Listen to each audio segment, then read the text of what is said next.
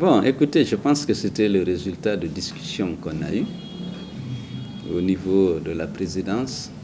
En particulier, on a expliqué qu'on était vraiment frustré par le comportement des magistrats dans le CACV, parce que pour aider le parti présidentiel, on a dû annuler, falsifier beaucoup de PV dans lesquels l'UFDG en particulier, l'opposition de façon générale était largement majoritaire et que ceci était inacceptable.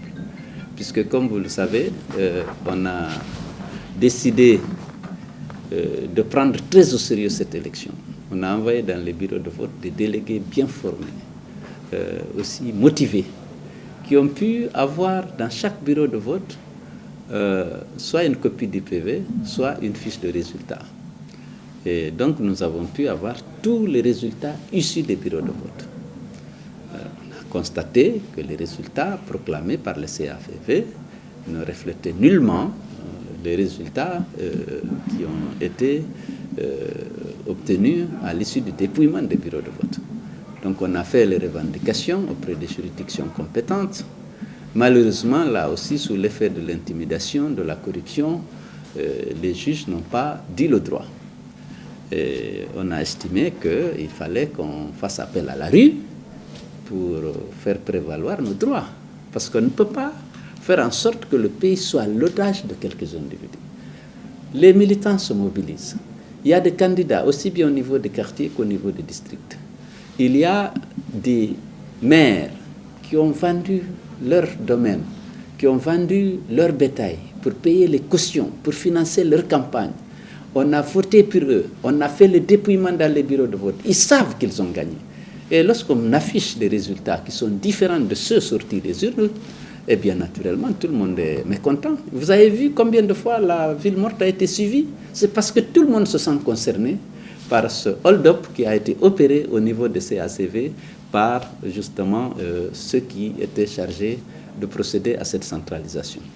Donc, le président de la République, naturellement, a demandé, je crois, à la CENI d'examiner les griefs que l'opposition a contre, justement, les CACV et de tenir compte, s'il y a lieu, naturellement, des documents, des pièces à conviction que l'opposition est à même de présenter pour justifier justement les revendications que nous avons formulées.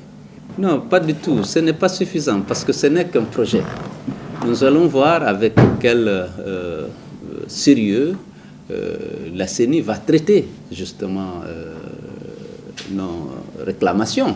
S'il y a une volonté de corriger les fautes commises dans la centralisation des données, où on a procédé à l'élimination, à la falsification des PV pour favoriser justement le parti présidentiel. Si on veut corriger cette injustice, si on veut rétablir la vérité des urnes, naturellement, ça va s'arrêter, nos revendications vont s'arrêter.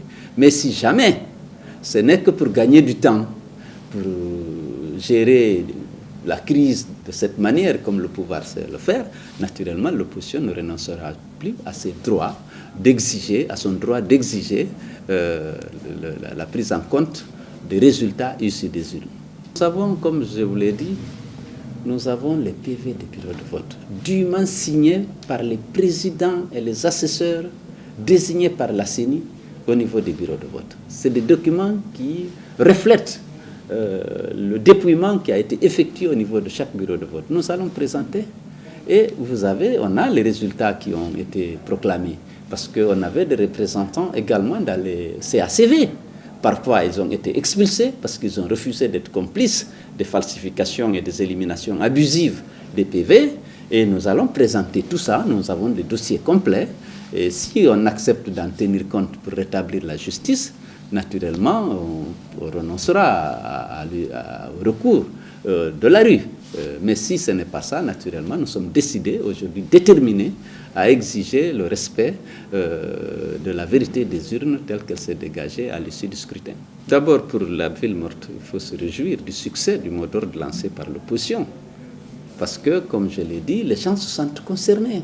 Imaginez un chef de quartier qu'on a coopté, qui dit aux têtes de liste d'une mairie, écoute, moi je veux soutenir ta liste dans mon quartier si tu me désignes comme chef de quartier, puisque vous le savez, la loi dit que la liste arrivée en tête désigne le chef de quartier. Ce candidat au poste de chef de quartier mobilise toutes ses relations, vend parfois ses biens, finance sa propre campagne, suit le scrutin, assiste au dépouillement et obtient une fiche de résultat. Il sait qu'il a gagné. Lorsqu'on dit au niveau de la CACV que c'est un autre qui l'a gagné, il est naturellement frustré. Et si la ville morte a été massivement suivie par tous les citoyens, certains c'est par solidarité avec l'opposition qui a des revendications tout à fait légitimes, mais d'autres c'est parce que leurs intérêts sont lésés. Ils ont voté, on a voulu détourner leur suffrage au profit d'un parti d'une liste pour laquelle ils n'ont pas voté. Donc, je voudrais féliciter encore les Guinéens qui ont répondu à notre mot d'ordre pour exiger la justice au niveau des résultats de ce scrutin, mais je leur dis de rester aussi mobilisés pour exiger le respect de la vérité des urnes au cas où la CENI ne jouerait pas le jeu voulu par le président de la République qui lui a demandé d'entendre, d'écouter et de vérifier le bien fondé de nos revendications. Vous l'avez dit, on a perdu encore un citoyen. C'est vraiment triste.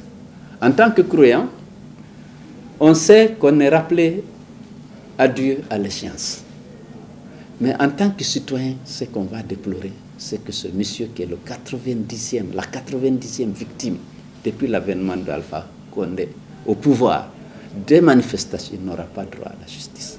Mais pourquoi, la question, pourquoi M. Alpha Condé ne veut pas traiter les militants de l'UFDG, les citoyens de Ratoma, comme des citoyens guinéens? Pourquoi, lorsque l'un d'eux perd la vie par la faute d'un agent de l'État, qui est payé, équipé, formé par l'argent du contribuable, pourquoi jamais même une sanction administrative n'est adressée à ces agents de l'État? Pourquoi jamais une enquête n'a été ouverte? Pourquoi jamais personne n'est interpellé pour justifier ces actes criminels? C'est sa haine contre ces gens. Mais pourquoi? Il est le président de tous les Guinéens. Il devrait se comporter en défenseur de tous les Guinéens. Le premier droit de l'homme, c'est le droit à la vie. On ne peut pas ôter la vie à plus de 90 personnes sans que jamais on enregistre ni la compassion du gouvernement, ni l'ouverture d'enquête, ni la justice en leur faveur. Nous sommes dans un pays tout à fait extraordinaire, anormal.